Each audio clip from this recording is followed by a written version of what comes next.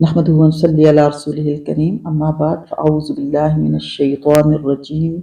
بسم اللہ الرحمن الرحیم۔ رب اشرح لی صدری ویسر لی امری واحلل عقدۃ من لسانی یفقہوا قولی۔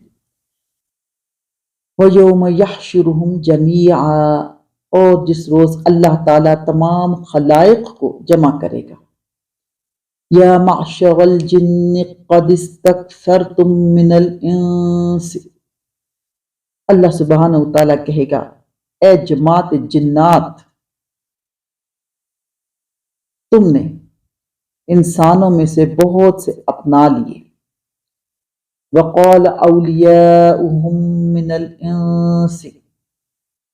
جو انسان ان کے ساتھ تعلق رکھنے والے تھے، ربنا استمتع بعضنا ببعض، وہ کہیں گے اے ہمارے پروردگار، ہم نے ایک نے دوسرے سے فائدہ حاصل کیا تھا۔ وَبَلَّغْنَا أَجَلَنَا الَّذِي أَجَّلْتَ لَنَا، اور ہم اپنی اس معین میعاد تک آ پہنچے جو تو نے ہمارے لیے معین فرمائی۔ قَالَ النَّارُ مَثْوَاكُمْ خَالِدِينَ فِيهَا إِلَّا مَا شَاءَ اللَّهُ، اللہ تعالیٰ فرمائے گا کہ تم سب کا ٹھکانہ دوزخ ہے جس میں ہمیشہ رہو گے، ہاں اگر اللہ ہی کو منظور ہو تو دوسری بات ہے۔ ان ربک حکیم علیم، بے شک آپ کا رب بڑی حکمت والا اور بڑا علم والا ہے۔ اس آیت مبارک 128 جو کہ سورۃ الانعام کی ہے، اس میں اللہ سبحانہ وتعالیٰ ذکر کرتے ہیں شیاطین جنات کا اور انسانوں کا، یعنی ہم میں سے ہر ایک نے دوسرے سے ناجائز فائدے اٹھائے ہیں، ہر ایک دوسرے کو فریب میں مبتلا کر کے اپنی خواہشات پوری کرتا رہا ہے۔ اگرچہ اللہ تعالیٰ کو اختیار ہے کہ جسے چاہے سزا دے اور جسے چاہے معاف کر دے، مگر یہ سزا اور معافی بلا وجہ معقول مجرد خواہش کی بنا پر نہیں ہوگی، بلکہ علم اور حکمت پر مبنی ہوگی۔ خدا معاف اسی مجرم کو کرے گا جس کے متعلق وہ جانتا ہے کہ وہ خود اپنے جرم کا ذمہ دار نہیں ہے، اور جس کے متعلق اس کی حکمت یہ فیصلہ کرے گی کہ اسے سزا نہ دی جائے۔ آیت مبارکہ میں ذکر ہے کہ میدان حشر کے اندر تمام جنات اور انسانوں کو جمع کرنے کے بعد دونوں گروہوں سے ایک سوال جواب کا سلسلہ ہوگا۔ اللہ تعالیٰ شیاطین جن کو خطاب کر کے ان کے جرم کا اظہار اس طرح فرمائیں گے کہ تم نے انسانوں کی گمراہی میں بڑا حصہ لیا ہے۔ اس کے جواب میں جنات کیا کہیں گے؟ قرآن نے اس کا ذکر نہیں کیا، ظاہر یہی ہے کہ علیم و خبیر کے سامنے اقرار کرنے کے سوا چارہ کیا ہے، مگر ان کا اقرار ذکر نہ کرنے میں یہ اشارہ ہے کہ اس سوال پر وہ ایسے مبہوت ہو جائیں گے کہ جواب کے لیے زبان تک نہیں اٹھ سکے گی۔ اس کے بعد شیاطین الانس یعنی وہ لوگ جو دنیا میں شیطانوں کے تابع رہے، خود بھی گمراہ ہوئے، دوسروں کی گمراہی کا سبب بنتے رہے، ان لوگوں کی طرف سے بارگاہ احکم الحاکمین میں ایک جواب ذکر کیا گیا ہے۔ اگرچہ سوال شیاطین الانس سے نہیں کیا گیا، مگر ضمنی طور پر گویا وہ بھی مخاطب تھے، کیونکہ انہوں نے بھی گمراہی پھیلانے کا وہی کام کیا تھا جو شیاطین الجن کا کام تھا۔ اس ضمنی خطاب کی وجہ سے ان لوگوں نے جواب دیا، مگر ظاہر یہ ہے کہ خود انسان نما شیطانوں سے بھی سوال ہوگا، جس کا ذکر صراحتاً اگرچہ یہاں نہیں ہے مگر سورہ یاسین کی اس آیت مبارکہ میں مذکور ہے۔ آیت ہے الم اعہد الیکم یا بنی آدم اللہ تعبدوا الشیطان، یعنی اے بنی آدم، کیا ہم نے تم سے رسولوں کے واسطے سے یہ نہ کہا تھا کہ شیطان کی پیروی نہ کرنا؟ جس سے معلوم ہوا کہ انسانی شیطانوں سے بھی اس موقع پر سوال ہوگا، اور وہ جواب میں اقرار کریں گے کہ بے شک ہم سے یہ جرم سرزد ہوا کہ ہم نے شیطانوں کی بات مانی، اور یہ کہیں گے کہ بے شک جنی شیاطین نے ہم سے اور ہم نے ان سے دوستانہ تعلقات رکھ کر ایک دوسرے سے نفع حاصل کیا۔ انسانی شیطانوں نے تو ان سے یہ فائدہ حاصل کیا کہ دنیا کی لذتیں حاصل کرنے کی راہیں سیکھیں، اور کہیں کہیں جنات شیاطین کی دہائی دے کر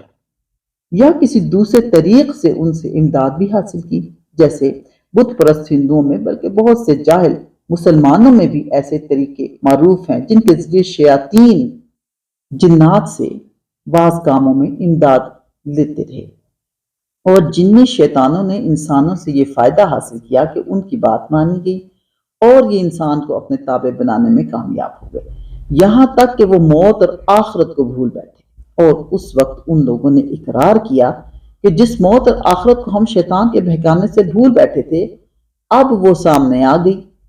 اس پر اللہ سبحانہ وتعالیٰ کا ارشاد ہوگا، آیت مبارک ہے، النار مسواکم خالدین فیہا الا ما شاء اللہ ان ربک حکیم علیم، یعنی تم دونوں گروہوں کے جرم کی سزا اب یہ ہے کہ تمہارا ٹھکانہ آگ ہے جس میں ہمیشہ رہوگے، مگر یہ کہ اللہ تعالیٰ ہی اس سے کسی کو نکالنا چاہے۔ لیکن دوسری نصوص میں قرآن شاہد ہے کہ الہ بھی نہیں چاہے گا کہ اس لیے ہمیشہ ہی ان کو رہنا پڑے گا، یعنی وہ اپنے گناہ کی سزا یہی پائیں گے کہ وہ ہمیشہ آگ میں رہیں گے۔ وَكَذَلِكَ نُوَلِّي بَعْضَ الظَّالِمِينَ بَعْضًا بِمَا كَانُوا يَكْسِبُونَ، اور اسی طرح ہم بعض کفار کو بعض کے قریب رکھیں گے ان کے اعمال کے سبب، یعنی جس طرح وہ دنیا میں گناہ سمیٹنے اور برائیوں کا اکتساب کرنے میں ایک دوسرے کے شریک تھے، اسی طرح آخرت کی سزا پانے میں بھی وہ ایک دوسرے کے شریک حال ہوں گے۔ اس آیت مبارکہ میں لفظ نولی عربی لغت کے اعتبار سے اس کے دو ترجمے ہو سکتے ہیں، ایک ملا دینے اور قریب کر دینے کے، اور دوسرے مسلط کر دینے کے۔ ائمہ تفسیر صحابہ تابعین سے بھی دونوں طرح کی روایات میں اس کی تفسیر منقول ہے۔ محشر میں لوگوں کی جماعتیں اعمال و اخلاق کی بنیاد پر ہوں گی، دنیاوی تعلقات کی بنیاد پر نہیں۔ حضرت سعید بن جبیر رحمۃ اللہ علیہ اور قتادہ رحمۃ اللہ علیہ وغیرہ نے پہلا ترجمہ اختیار کر کے آیت کا یہ مطلب قرار دیا ہے کہ قیامت کے روز اللہ تعالیٰ کے یہاں اجتماعی وحدتیں، یعنی لوگ، جماعتیں، پارٹیاں نسلی یا وطنی یا رنگ اور زبان کی بنا پر نہیں بلکہ اعمال و اخلاق کے اعتبار سے ہوں گی۔ پھر مسلمانوں میں بھی نیک دینداروں کے ساتھ ہوں گے اور گناہ گار بدکاروں کے ساتھ ہی رہیں گے، ان کو ان کے ساتھ ہی لگا دیا جائے گا۔ سورۃ کبرت میں جو ارشاد ہے، آیت ہے وَإِذَا النُّفُوسُ زُوِّجَتْ، یعنی لوگوں کے جوڑ اور جماعتیں بنا دی جائیں گی۔ اس کا مطلب یہ ہے کہ اعمال و اخلاق کے اعتبار سے اہل محشر مختلف جماعتوں میں تقسیم ہو جائیں گے۔ حضرت فاروق اعظم رضی اللہ عنہ نے اس آیت کی تفسیر میں فرمایا کہ ایک قسم کے اعمال نیک یا بد کرنے والے ایک ساتھ کر دیے جائیں گے، نیک آدمی نیکوں کے ساتھ جنت میں اور بد کردار کو دوسرے بد کرداروں کے ساتھ جہنم میں پہنچا دیا جائے گا۔ اور اس مضمون کی توثیق کے لیے فاروق اعظم رضی اللہ عنہ نے قرآن کریم کی آیت احشروا الذین ظلموا وازواجہم سے استدلال فرمایا ہے کا مضمون یہی ہے کہ قیامت کے دن حکم ہوگا کہ ظالموں کو اور ان کے مناسب عمل کرنے والوں کو جہنم میں لے جاؤ۔ خلاصہ مضمون جو آیت مبارکہ کا ذکر کیا گیا ہے وہ یہ ہے کہ اللہ تعالیٰ بعض ظالموں کو دوسرے ظالموں کا ساتھی بنا کر ایک جماعت کر دیں گے، اگرچہ نسلی اور وطنی اعتبار سے ان میں کتنی بھی دوری رہی ہو۔ اور ایک دوسری آیت میں یہ بات بھی واضح طور پر بیان فرما دی گئی ہے کہ محشر میں یہ دنیاوی اور رسمی تضاد جو آج لوگوں میں نسل، وطن، رنگ اور زبان وغیرہ کی بنیادوں پر قائم ہیں، یہ سب یکسر ٹوٹ جائیں گے۔ یعنی جب قیامت قائم ہوگی تو جو لوگ آپس میں متحد اور متفق ہیں وہ متفرق ہو جائیں گے۔ دنیا میں بھی اعمال اور اخلاق کا اجتماعی معاملات میں اثر یہ ہوگا کہ یہ موجودہ رشتوں، ناتوں اور رسمی تنظیموں کا کٹ جانا روز قیامت میں تو واضح اور مکمل طور پر سب کے سامنے آ ہی جائے گا، مگر دنیا میں بھی اس کا ایک ادنا سا نمونہ ہر جگہ ہمیں ملتا ہے۔ نیک آدمی کو نیکوں سے مناسبت ہوتی ہے، انہی کی جماعت اور سوسائٹی سے وابستہ وہ لوگ ہوتے ہیں، اور اس طرح نیک کاموں میں اس کے لیے راستے کھلتے چلے جاتے ہیں، مطلب کہ ان لوگوں کے لیے راستے کھلتے چلے جاتے ہیں اور ارادہ بھی ان کا مضبوط ہوتا جاتا ہے۔ اسی طرح بد کردار کو اپنے ہی جیسے بد کرداروں سے تعلق اور انس ہوتا ہے، وہ انہی میں اٹھتا بیٹھتا ہے اور ان کی صحبت سے اس کی بدعملی اور بدخلقی میں روز نیا اضافہ ہوتا رہتا ہے اور نیکی کے راستے اس کے سامنے سے بند ہو جاتے ہیں۔ یہ اس کے برے عمل کی نقد سزا اسی دنیا میں ملتی ہے۔ مختصر یہ ہے کہ نیک اور بد اعمال کی ایک جزا سزا تو آخرت میں ملے گی، اور ایک جزا سزا نقد اس دنیا میں اس طرح مل جاتی ہے کہ نیک آدمی کو رفقائے کار بھی نیک اور دیانت دار نصیب ہو جاتے ہیں، جو اس کے کام کو چار چاند لگا دیتے ہیں، اور برے اور بد نیت آدمی کو اعضاء اور جوارح اور رفقا کار بھی اس جیسے ملتے ہیں، جو اس کو اور بھی زیادہ گہرے غار میں دھکیل دیتے ہیں۔ حضرت عبداللہ ابن عباس رضی اللہ عنہ، عبداللہ بن زبیر رضی اللہ عنہ، ابن زید رضی اللہ عنہ، مالک بن دینار وغیرہ سے اس آیت کی تفسیر دوسرے ترجمہ کے اعتبار سے منقول ہے کہ اللہ تعالیٰ بعض ظالموں کو دوسرے ظالموں پر مسلط کر دیتا ہے، اور اس طرح ایک ظالم کو دوسرے ظالم کے ہاتھ سے سزا بھی دلواتا ہے۔ ایک حدیث پاک میں رسول اللہ صلی اللہ علیہ وسلم نے فرمایا کہ جیسے تم ہوگے ویسے ہی حکام تم پر مسلط ہوں گے، تم ظالم اور بدکار ہوگے تو تمہارے حاکم بھی ظالم اور بدکار ہی ہوں گے، اور تم نیک عمل اور نیک کردار کے ہوگے تو اللہ تعالیٰ تمہارے حکام نیک اور رحم دل منصف مزاج لوگوں کو بنا دیں گے۔ حضرت عبداللہ بن عباس رضی اللہ عنہ فرماتے ہیں کہ جب اللہ تعالیٰ کسی قوم کا بھلا چاہتے ہیں تو ان پر بہترین حکام اور عمرا کا تسلط فرماتے ہیں، اور جب کسی قوم کا برا چاہتے ہیں تو ان پر بدترین حکام سلاطین کو مسلط کر دیتے ہیں۔ تفسیر بحر محیط میں یہ بات ہے۔ یا معشر الجن والانس، اے جنات اور انسانوں کی جماعت، الم یأتکم رسل منکم یقصون علیکم، کیا تمہارے پاس تم میں سے ہی پیغمبر نہیں آئے تھے جو تم سے میرے احکام بیان کرتے، علیکم آیاتی وینذرونکم لقاء یومکم ھذا، اور تم کو اس آج کے دن کی خبر دیتے، قالوا شہدنا علی انفسنا، وہ سب عرض کریں گے کہ ہم اپنے اوپر اقرار کرتے ہیں، وغرتہم الحیات الدنیا، اور ان کو دنیاوی زندگی نے بھول میں ڈالے رکھا، وشہدوا علی انفسہم انہم کانوا کافرین، اور یہ لوگ اقرار کرنے والے ہوں گے کہ وہ کافر تھے، یعنی وہ ایسے بولیں گے کہ ہم اقرار کرتے ہیں کہ آپ کی طرف سے رسول پر رسول آتے اور ہمیں حقیقت سے خبردار کرتے رہے، مگر یہ ہمارا اپنا قصور تھا کہ ہم نے ان کی بات نہ مانی، یعنی بے خبر اور ناواقف نہیں تھے بلکہ کافر تھے۔ وہ خود تسلیم کریں گے کہ حق ہم تک پہنچا تھا، مگر ہم نے خود اسے قبول کرنے سے انکار کر دیا۔ آیت کی تشریح میں یہ بھی ہے کہ ابتدا میں یہ لوگ مکر جائیں گے،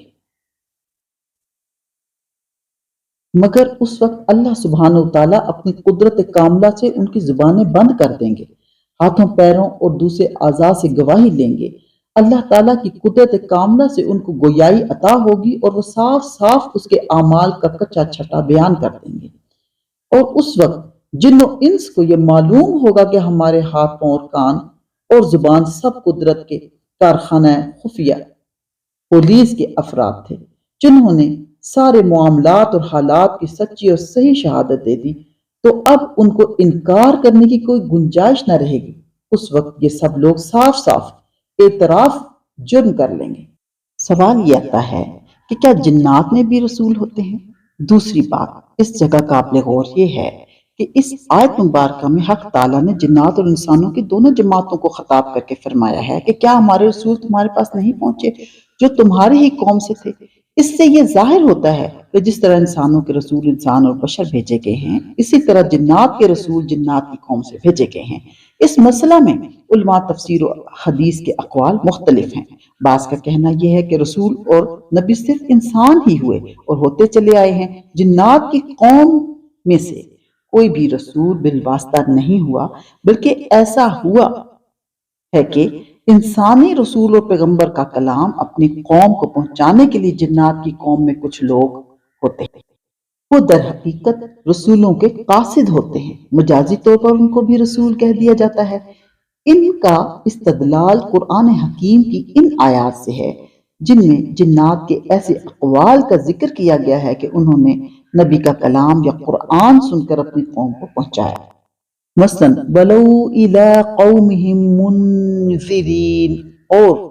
سورۃ جن کی آیت فقالوا انا سمعنا قرآنا عجبا یہدی الی الرشد فآمنا بہ وغیرہ۔ لیکن ایک جماعت علماء اس آیت کے ظاہری معنی کے اعتبار سے اس کی بھی قائل ہیں کہ خاتم الانبیاء صلی اللہ علیہ وآلہ وسلم سے پہلے ہر گروہ کے رسول اسی گروہ میں سے ہوتے تھے۔ انسانوں کے مختلف طبقات میں انسانی رسول آتے تھے اور جنات کے مختلف طبقات میں جنات ہی میں سے رسول ہوتے تھے۔ حضرت خاتم الانبیاء صلی اللہ علیہ وآلہ وسلم کو انسانوں اور جنات کا واحد رسول بنا کر بھیجا گیا، اور وہ بھی کسی ایک زمانہ کے لیے نہیں بلکہ قیامت تک پیدا ہونے والے تمام جن اور انس آپ صلی اللہ علیہ وآلہ وسلم کی امت ہیں، اور آپ صلی اللہ علیہ وآلہ وسلم ہی سب کے رسول اور پیغمبر ہیں۔